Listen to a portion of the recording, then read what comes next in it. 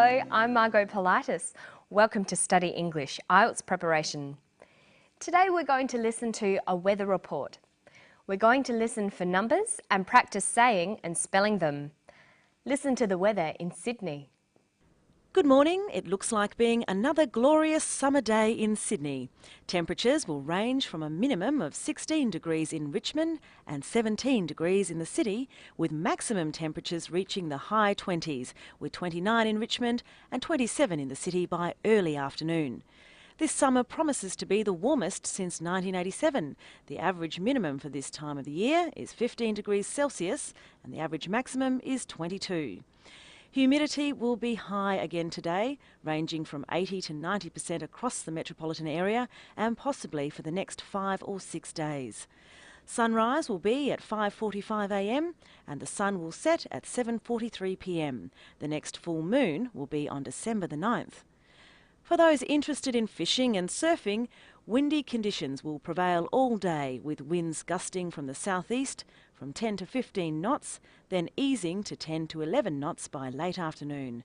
Swells along all Sydney beaches will range from 1 to 1.5 metres. So counting and numbers are a very important part of language. You need them to talk about how much things cost, what you earn, telephone numbers, visa cards, passports, addresses and dates. Being able to listen for and understand numbers is an important academic skill. There are some conventions you need to learn, and you'll need to do a lot of practice listening for and saying numbers. Let's get started. Listen to these pairs of numbers.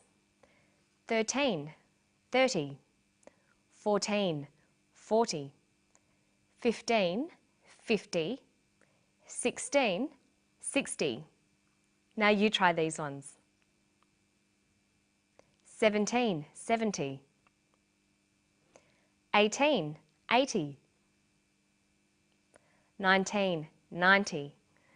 They sound very similar. You'll need to listen carefully so that you don't get these mixed up. Temperatures will range from a minimum of 16 degrees in Richmond and 17 degrees in the city. Humidity will be high again today, ranging from 80 to 90% across the metropolitan area. The temperature in Richmond is 16 degrees Celsius. The humidity is 80 to 90%. Did you hear these numbers correctly? If you don't understand what someone said, ask them to repeat and stress the key syllable. And that will be $16. Did you say 16 or 60? Usually the first syllable in a number is stressed. 16, 60. Notice that it's the final N in teen that you have to be careful with. Teen, T. But of course, when you're listening for numbers, you can often work out the correct amount by the context. Try to always be aware of what seems right, even if you didn't quite hear properly. Pronunciation of years can sometimes be difficult as well. Listen to the clip. This summer promises to be the warmest since 1987. 1987. 1987. Notice where the stress comes. 1999. Let's practice some more. 2001. 1932. 2040. Or perhaps this will be read as 2040. I guess we'll have to wait and see. Notice 40 is spelt F-O-R-T-Y, not like 4 and 14. Okay, now let's look at temperatures. Temperatures will range from a minimum of 16 degrees in Richmond and 17 degrees in the city.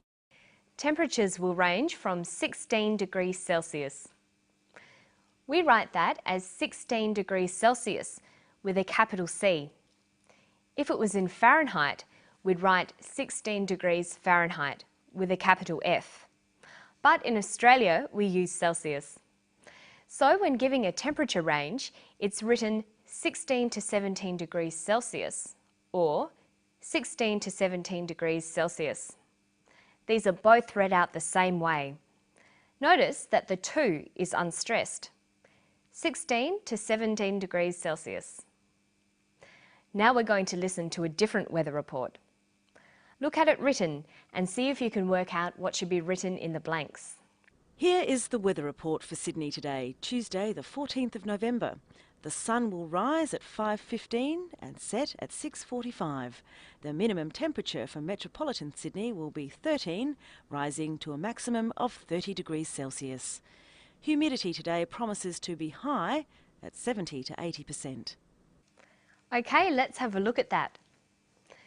The weather report for Sydney today, Tuesday the 14th of November. She said Tuesday the 14th of November. The sun will rise at 5:15 and set at 6:45. The minimum temperature for metropolitan Sydney will be 13, rising to a maximum of 30 degrees Celsius. Humidity today promises to be high, 70 to 80%. How did you go with that? Remember, pronouncing final consonants will help considerably in hearing and understanding numbers. This is very important so that listeners understand what you say. Listen to the pronunciation of numbers here. Humidity will be high again today, ranging from 80 to 90% across the metropolitan area and possibly for the next 5 or 6 days. She says 5 or 6 days. By linking final consonants with the first vowels of the following word, your speech will sound more natural. We say 5 or 6, 7 and 8, 9 or 10. Okay, now let's listen for some times. Sunrise will be at 5:45 a.m.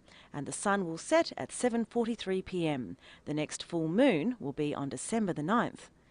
She says sunrise will be at 5:45 a.m.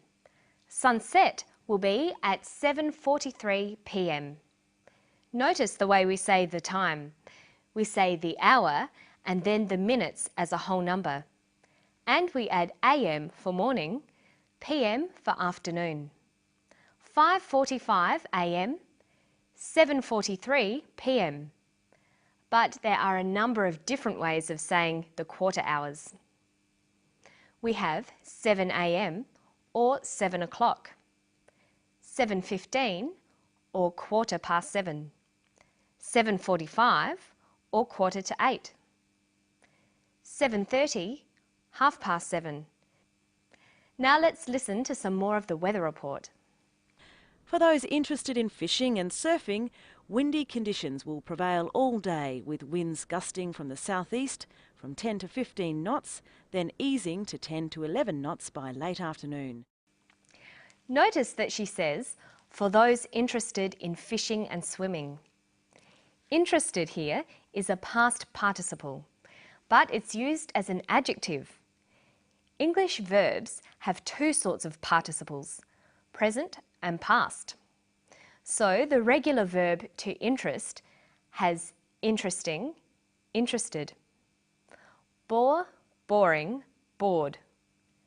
Tire, tiring, tired. Excite, exciting, excited.